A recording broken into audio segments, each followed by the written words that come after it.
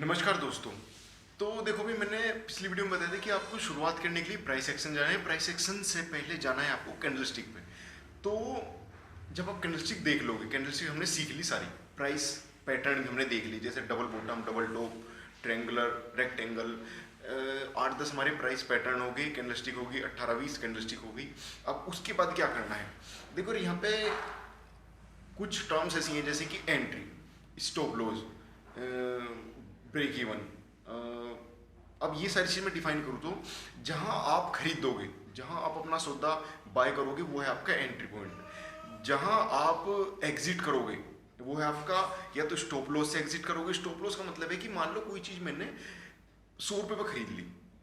अब 100 रुपये पर खरीदने के बाद मैं खरीदते वक्त क्या सोच कर लूँगा कि भाई वो प्रॉफिट में जाएगी, और अगर वो प्रॉफिट में ना गई तो फिर क्या होगा, या तो वो लॉस में जाएगी। ठीक है, तो वहां पे मैं एक सौदा और मार दूंगा स्टॉप लॉस का। अब दो चीजें हैं, कुछ लोग तो स्टॉप लॉस लगा देते हैं तभी, और कुछ अपने दिमाग में रखते हैं कि यानी कि भाई अगर ये 100 रुपये की चीज 95 में होगी तो मैं काट दूंगा अपने से। ठीक है, तो वो है आपका स्टॉप लॉस पॉइंट, वो आपका एग्जिट पॉइंट भी। और ब्रेक इवन वो प्राइस जिस पर निकालने पे मुझे मेरा लॉस भी नहीं होगा तो प्रॉफिट भी नहीं होगा, क्योंकि यहाँ एक ब्रोकरेज भी होती है। तो ब्रोकरेज, जैसे मानने मैंने 1 लाख रुपए का सौदा खरीदा, तो मेरी अगर 500 रुपये की ब्रोकरेज गई तो मुझे वो सौदा 1,05,000 बेचने पे ब्रेक इवन पॉइंट है वो मेरा। ठीक है ना, अब मैंने 1 लाख पे लेके 1 लाख पे बेच दिया तो ब्रोकरेज तो मुझे देनी पड़ रही ना, तो वो चीज़ आपका ब्रेक इवन है।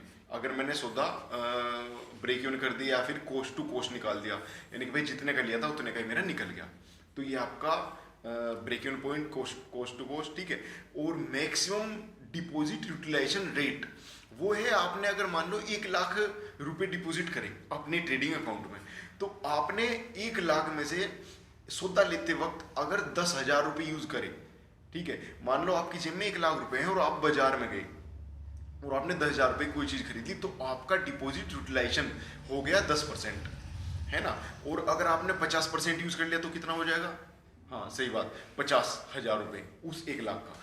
ठीक है, तो अपना डिपॉजिट यूटिलाइजेशन रेट हमें कम रखना है ट्रेडिंग करते वक्त। क्यों, क्योंकि भाई जितना ज़्यादा तुम डिपॉजिट यूज करोगे उतना ज़्यादा आपका रिस्क हो गया। ठीक है, अब तक अगर आपका लॉस होता 10,000 रुपये और अब आप एक, देखो दो बंदे हैं, दोनों के पास 1-1 लाख रुपए हैं, तो एक बंदा 10% का यूटिलाइजेशन कर रहा है और दूसरा बंदा 50% का यूटिलाइजेशन कर रहा है। नो डाउट 50% वाले का प्रॉफिट पोटेंशियल ज़्यादा है, पर भाई उसका रिस्क भी उतना ही ज़्यादा है, उसके लॉस होने के चांसेस भी उतने ही ज़्यादा हैं, उसके बैंकरप्ट या क्या बोल लो अकाउंट उड़ने के चांसेस भी उतने ही ज़्यादा हैं। तो एक स्टैंडर्ड रूल है या रूल ऑफ थंब समझो कि भैया आपका जो मेरा भाई एक्सपीरियंस बोलता है कि अपना डिपॉजिट यूटिलाइजेशन रेट 10% से ज़्यादा मत करो। हद से हद बहुत तगड़ा सौदा मिल गया तो भाई 15%। ठीक है, और यहाँ पे लीवरेज पे भी डिपेंड करता है कि किसी को तो लीवरेज मिल रहा 10 का, किसी को लीवरेज मिल रहा 50 का, तो जो 10 का लीवरेज ले रहा। अब लीवरेज क्या सीन है, लीवरेज का सीन तो मैं बताऊं, हाँ ठीक है, लीवरेज का मतलब है कि बाइंग पावर बढ़ जाती है। मानने की बात है, कोई चीज जो मेरे ब्रोकर है वो ब्रोकर मुझे मेरी बाइंग पावर कितनी बढ़ा दे रहा, मेरे 1 लाख रुपए को कितने गुना वो बाइंग कैपेसिटी मुझे दे रहा है। अब यार इसे बहुत सिंपल टर्म में समझाऊं तो यहाँ पे भाई ब्रोकरेज, जो ब्रोकर्स होते हैं जो शेयर मार्केट में जिनके थ्रू हम बाय सेल करते हैं, वो आपको लीवरेज देते हैं। लीवरेज किस लिए, कि आप ज़्यादा से ज़्यादा ट्रेडिंग कर सको, और जितनी ज़्यादा ट्रेडिंग करोगे उतने ज़्यादा आपका प्रॉफिट और लॉस होएगा।